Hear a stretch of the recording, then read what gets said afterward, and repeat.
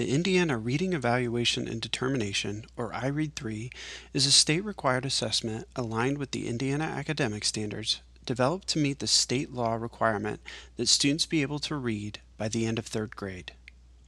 This test measures foundational reading skills, focused on the ability to read words and understand the basic meaning of what is read. The IREAD 3 test consists entirely of multiple choice questions. Students are required to select the correct answer from a list of provided options. There are no questions that require written or verbal responses. There are 3 sections or segments on IREAD 3. In Segment 1, students listen to recorded items that assess their understanding of the relationship between sounds and letters. Following this, they complete items that measure additional phonics and vocabulary skills. In Segments 2 and 3, students read nonfiction and literary text silently, and then answer questions designed to assess their understanding of what they have read. Before taking IREAD 3, students participate in a practice test at least once during the school year. This practice session familiarizes students with the test platform and available tools. It typically lasts about 30 minutes. IREAD 3 is an untimed assessment, allowing students to progress through each segment at their own pace.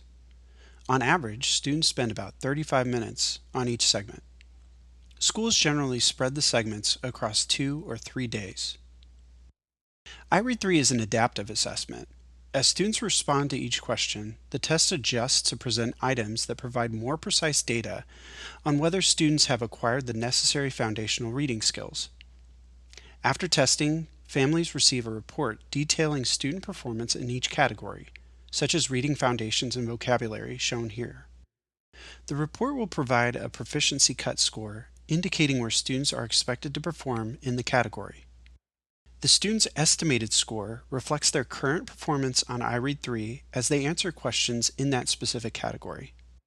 Because the test is adaptive, it closely estimates the range of scores that the student would likely achieve if they took the test multiple times.